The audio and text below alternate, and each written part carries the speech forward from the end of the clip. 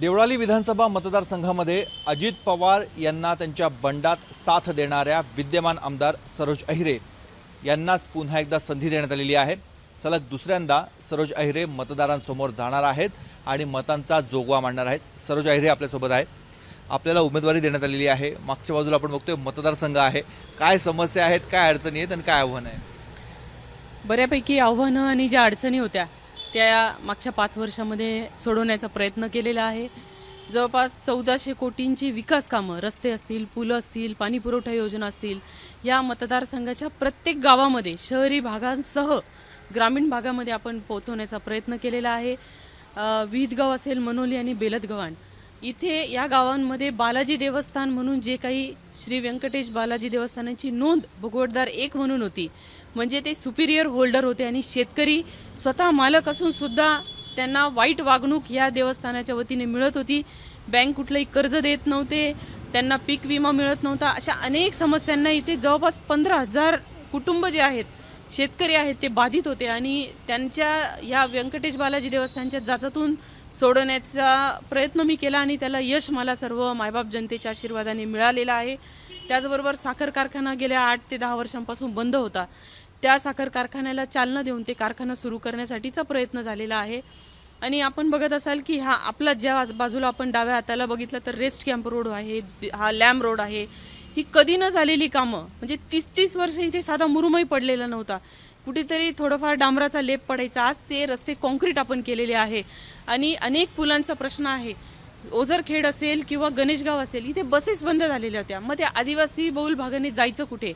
त्यांना बसेस मिळत नव्हत्या, बस शासनाने बंद करून टाकल्या होत्या धोकादायक पूल म्हणून। आज तिथे 6 कोटी त्याचबरोबर 11.5 कोटी असे मोठे मोठे पुलांचे कामं सुरू आहेत। या अनेक प्रश्न आहेत। स्मशानभूम्या नव्हत्या, स्मशानभूम्या आज हक्काचे करून दिलेल्या आहेत। आता तुमच्या समोर माजी आमदार आणि माजी तहसीलदार दोघं जण इच्छुक आहेत निवडणूक लढण्यासाठी। हे बघा, कोणी असेल तर आज मी राष्ट्रवादी काँग्रेस पक्षाची अधिकृत उमेदवार म्हणून आपण सर्वजण ही चर्चा करत आहोत। समोर महाविकास आघाडी असेल किंवा इतर कोणीही पक्ष, जो कोणी उमेदवार देईल त्याच्यासमोर लढून राष्ट्रवादी काँग्रेस पक्ष इथे देवळाली मतदारसंघात पुन्हा एकदा घड्याळाचा झेंडा रोवेल याचा पूर्ण मला विश्वास आहे। आव्हानं काय वाटतं?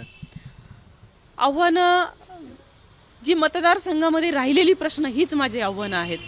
कारण जे 50% झालेलं आहे, 50% जे करायचं आहे तेच आव्हान डोळ्यासमोर ठेवून त्याला कशा आपल्याला सोडवता येईल याच्यासाठीचा पूर्ण प्रयत्न माझा असेल। अजितदादांसोबत होत्या, त्याची बक्षिशी तुम्हाला मिळाली, मात्र ह्या निवडणुकीमध्ये पवारसाहेब तुमच्यासोबत राहणार नाहीयेत, तुमच्या विरोधी पक्षामध्ये असणार आहेत, त्याचा किती फटका बसेल असं वाटतं? नक्कीच एक भावनिक वातावरण माननीय साहेबांनी तयार केलेलं आहे आणि मतदार भावनिक होऊन जर त्यांची साथ दिली तर थोडाफार तो त्रास होईल, परंतु माझा मतदारसंघाचं गणित हे फार वेगळं आहे। हे माननीय पवार साहेबांना मानणारा आम्ही स्वतः सुद्धा आहोतच, त्याच्यामध्ये आजही त्यांना मानतोच आणि उद्याही मानू, परंतु विकास कामांपासून वंचित राहिलेला म्हणजे मागासवर्गीय रिझर्व मतदारसंघ आहे माझा, तो मागासवर्गीयच राहिला कायम। म्हणजे इथे जरी बहुजनांचं एक चांगलं वलय प्रस्थापित आहेत तरी सुद्धा रस्ते, पाणी, ह्या आजही अनेक भागांमध्ये पाणी नाही। महिला तुळतुळ करतात, 4-4 किलोमीटर डोक्यावर हंडा घेऊन जात होत्या। आपण जवळपास 140 कोटींच्या पाणी पुरवठा योजना मतदारसंघात आणल्या। ते छोट्या गोष्टी आहेत आणि जेव्हा एखाद्या महिलेला तिच्या नळाला पाणी येतंय, तिला पाण्यासाठी धावाधाव करायची नाहीये, तिला ह्या कामांचं महत्त्व आहे। जो माणूस खड्ड्यांमधून जात होता त्याला कॉन्क्रीट रस्त्याचं महत्त्व आहे, ज्यांच्याकडे बस जात नव्हती त्यांना पुलांचं महत्त्व आहे, जिथे डिझेल टाकून अक्षरशः डिझेल ओतून उघड्यावर ऊन वारा पावसात अंत्यविधी होत होते त्यांना स्मशानभूमीचं महत्त्व माहीत आहे। त्याच्यामुळे मायबाप जनता ही विकासासोबत राहील याची मला पूर्ण खात्री आहे। मध्यंतरी तुमचं कॅम्पेनिंग देवळाली विधानसभा मतदारसंघाची हिरकणी असं करण्यात आलं होतं, काहींनी समर्थन केलं, काहींनी टीका पण केली। मी आपल्या माहितीस्तव आज बरं झालं आपण हा प्रश्न मला विचारता, मी याचा उलगडा करू इच्छिते। आपण सर्वजण तिथे नागपूरच्या अधिवेशनात तुम्ही पण होतात, सर्व पत्रकार बांधव होते। हिरकणी ही उपमा मला, राजकारणातील हिरकणी ही उपमा मला माझ्या सर्व पत्रकार बांधवांनी दिलेली आहे। मी स्वतःहून ते जग जाहीर केलेलं नाहीये, कार्यकर्त्यांनी तीच उपमा उचलली आहे आणि त्याच्या माध्यमातून एक जे गाणं तयार केलं। आणि आपल्या सर्वांना माहिती आहे, जर मी जेव्हा निवडून आले तेव्हा मी अविवाहित होते, माझं लग्न झालं, मला छोटं बाळ होतं, ते घेऊन विधानसभेत मतदारसंघाचे प्रश्न घेऊन मी गेले। मी जर तानुल्या बाळाची आई नसते तर मी हिरकणी होऊ शकले नसते. मी अनमॅरिड असते तर मी हिरकणी होऊ शकले नसते. मी जर माझी मुलं मोठी असती जशी इतर महिला आमदारांच्या आहेत तर मी हिरकणी मला कोणी म्हटलं नसतं. त्यावेळेस पत्रकार बांधवांनी ज्या काही उपमा दिल्या आहेत, आजही त्या व्हिडिओ क्लिप्स आहेत, त्या व्हिडिओ क्लिप्सला धरूनच ह्या सर्व कार्यकर्त्यांनी ते गाणं बनवलेलं आहे.